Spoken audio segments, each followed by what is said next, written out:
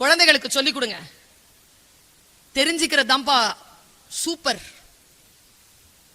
லைஃப்லயே எது தெரியுமா ரொம்ப சூப்பரான விஷயம்? ஒரு விஷயத்தை கத்துக்கிறது. நம்மில் நாம் பல நேரங்களில் தோற்று போவதற்கு காரணம் கற்றுக்கொள்ள வேண்டிய விஷயங்களை கற்றுக்கொள்வதில்லை.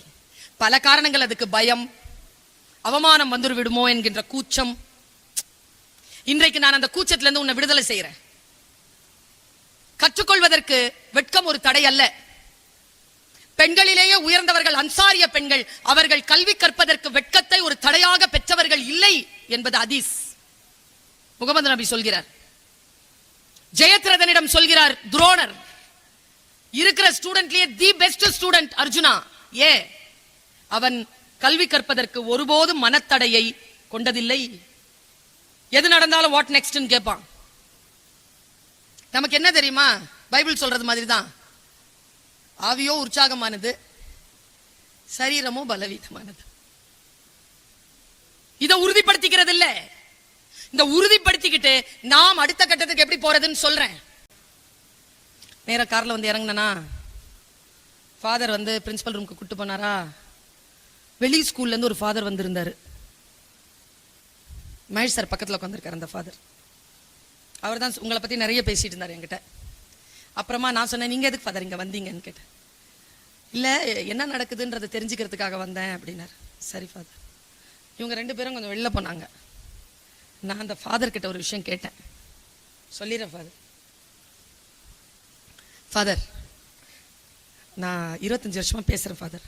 ஆமாம் மேடம், நீங்க ரொம்ப நல்லா பேசுறீங்க. ஆக்சுவலா உங்க பேச்சை கேட்க தான் நானே வந்தேன். எங்க ஸ்கூலுக்கும் நீங்க பேச வரணும். அதெல்லாம் இருக்கட்டும் ஃபாதர், ஒரு டவுட் ஃபாதர். என்ன? நான் பேச வந்த உடனே, மேடையில வந்த உடனே எனக்கு முன்னால எதையோ ஒண்ணு வைக்கிறாங்க ஃபாதர். எதையோ வைக்கிறாங்களா? ஆமா ஃபாதர், கருப்பா இருக்கு ஃபாதர். அது கொண்ட கூட வைக்கிறாங்க. அப்படிலாம் ஒன்றும் வைக்க மாட்டாங்க மேடம், கவலைப்படாதீங்க. இல்ல, அது வச்சாதான் நான் பேசுறதை கேட்குதுன்னா உடனே எதுக்குமே டென்ஷன் ஆகாத ஃபாதர் கொஞ்சம் அலர்ட்டா உட்கார்ந்தார். என்ன சொல்றீங்க பேராசிரியர்? அதான் அது ஏதோ ஒன்று வைக்கிறாங்க, அது என்னன்னு தெரியல. அது என்னன்னு தெரிஞ்சுக்கலாம். இத்தனை பிள்ளைங்க வந்திருக்காங்க. உங்களுக்கு மைக்னா என்னன்னு தெரியாது? தெரியாது ஃபாதர். தலையில கை வச்சுக்கிட்டு உங்களையும் ஒரு பெரிய ஸ்பீக்கர்னு நினைச்சு இவங்க எல்லாம் பேச கூப்பிட்டு இருக்காங்க. நான் வேற உங்களை ஸ்கூலுக்கு பேசுறதுக்கு கூப்பிடலான்னு நினைச்சிட்டு வந்திருக்கேன். மைக்னா என்னன்னு தெரியாது? தெரியாது ஃபாதர். அடி முட்டாள் பெண்ணே, மைக் என்றால் என்ன என்று தெரிந்து கொள்ளாமலாம் 30 வருஷம் களமாடி இருக்கிறாய். மைக்னா என்னன்னு தெரிஞ்சுக்கோ இப்பவாவது. சொல்லுங்க ஃபாதர். மைக்னா எலக்ட்ரான், புரோட்டான், குரோட்டான் எல்லாத்தையும் சொல்லி இப்ப மைக்னா வந்துருச்சு எனக்கு.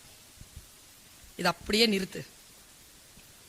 வாழ்க்கை முழுவதும் முட்டாளாக இருப்பதை விட ஒரு முறை முட்டாள் என்று பெயர் வாங்குவது புத்திசாலித்தனம். வாழ்க்கை முழுவதும் மைக் என்றால் என்ன என்று தெரிந்து கொள்ளாமல் முட்டாளாக இருப்பதை விட ஒரு முறை முட்டாள் என்று பெயர் வாங்கிக் கொண்டு மைக் என்றால் என்ன என்று தெரிந்து கொள்வது புத்திசாலித்தனம். புத்திசாலித்தனமாக இரு. வகுப்பறைக்குள் போனா கேள்வி கேளு.